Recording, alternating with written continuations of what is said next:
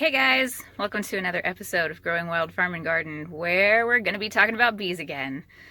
So, my husband is actually outside right now mowing and weed eating, and it's already 10 o'clock in the morning, but we both wanted to get out early to do this, and I wanted to shoot this video for YouTube, but I can't do it with all that noise in the background.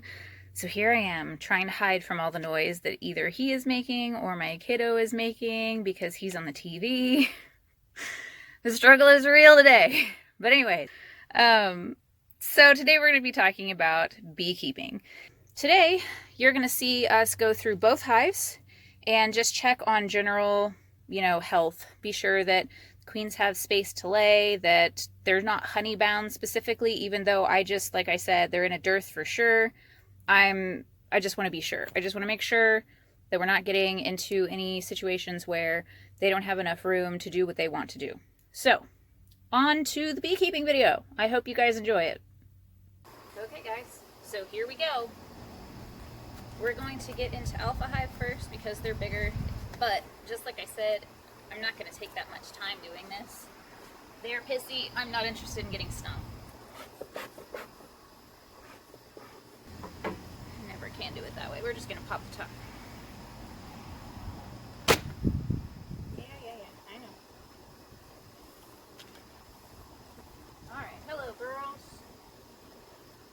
How is things? Ladies, how you doing? Oh, hive beetles.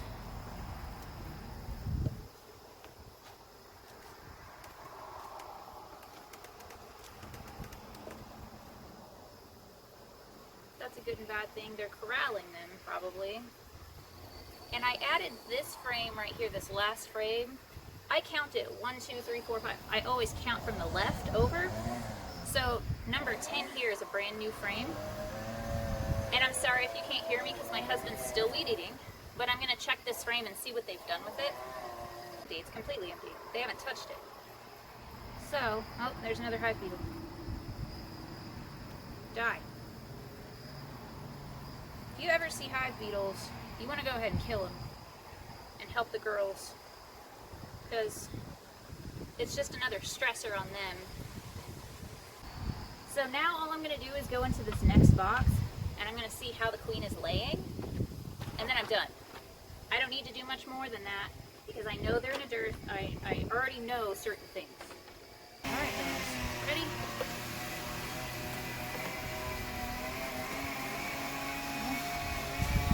Not quite ready. So for some reference here, I do see beetles. I see one live one right there, and a couple new dead ones. So they're still using these sleeper pads to corral them and kill them, trap them, which is good. But just like always, they're using a ton of propolis.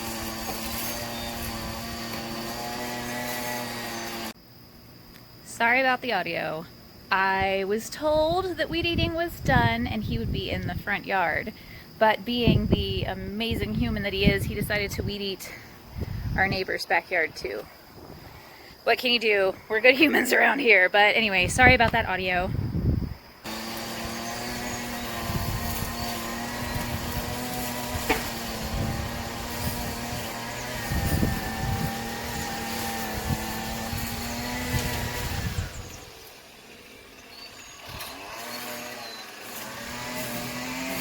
Another reason that I'm going to try to make this fast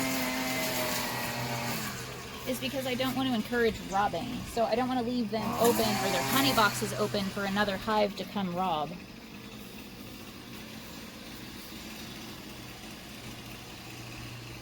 So I'm just going to check 1 or 2 frames and close it up.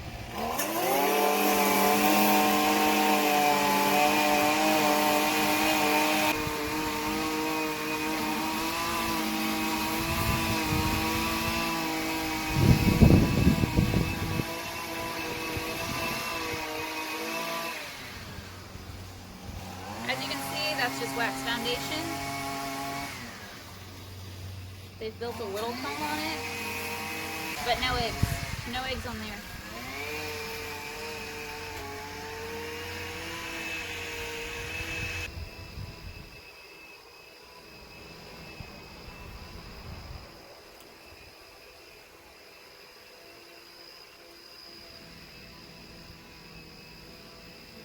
Oh yeah, lots of eggs. You can see the capped brood. There's capped brood on this other side. Yep, they're doing what they need to do. She's laying like she needs to. I'm just gonna close everything back up. What'll happen is come fall, when we have another flow, these bees will be able to produce more comb. And when they do that, they'll fill out these frames that don't have any comb, and she'll be able to lay more. They need an abundance of honey, an abundance of food to be able to do that. Now I'm seeing fresh caterpillar poop over here that I'm just going to check out on this honey box.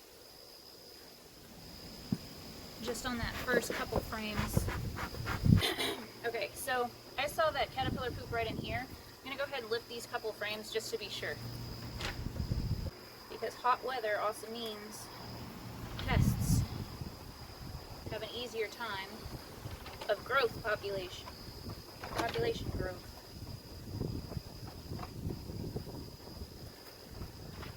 And I just want to be sure that's not happening.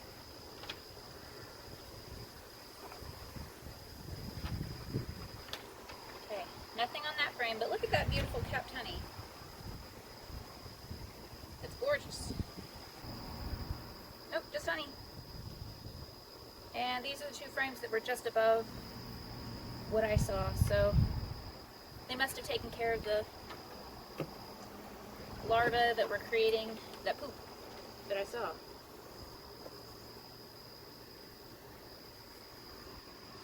Okay, and you guys go back in here.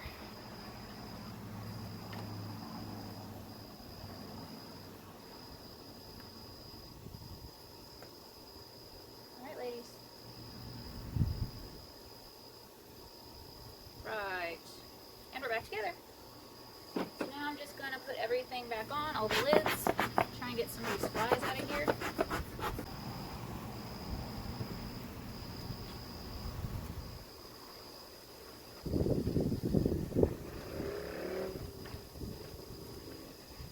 There you go, girls.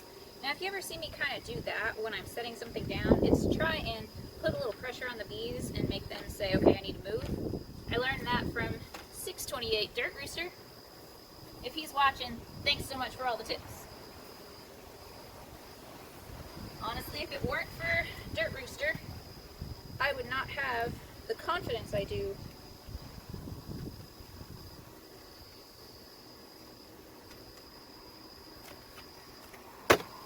Alright, they're good. Let's give them a little smoke.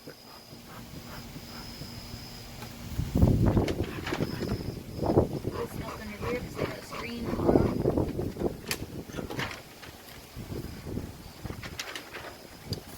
And let's go. Let's do this. Now they don't have an inner cover like the other ones. They just have this transport lid. Hi girls. Hello ladies. I know it.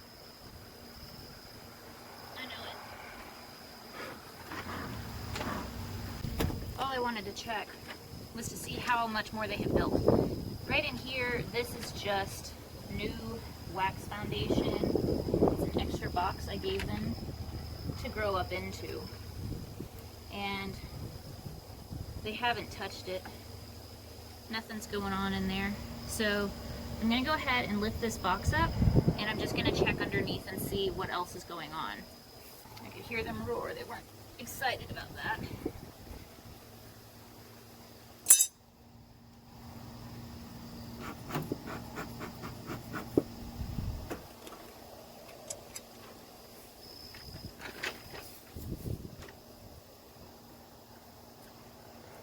one doesn't have a queen excluder or anything because it's just 2 brood chambers.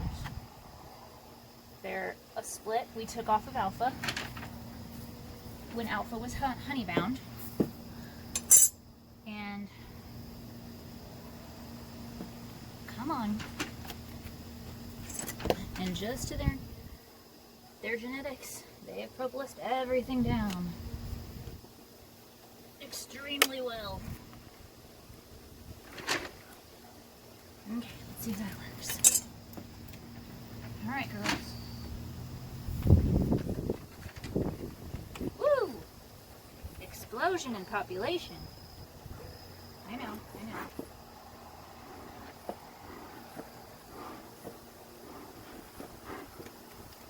Alright. They are quite obviously all the way across here.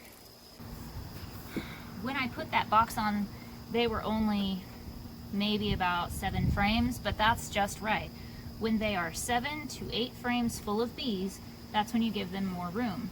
So that's what I did. It just so happened that it corresponded with when our dearth started to happen. So now they have filled out.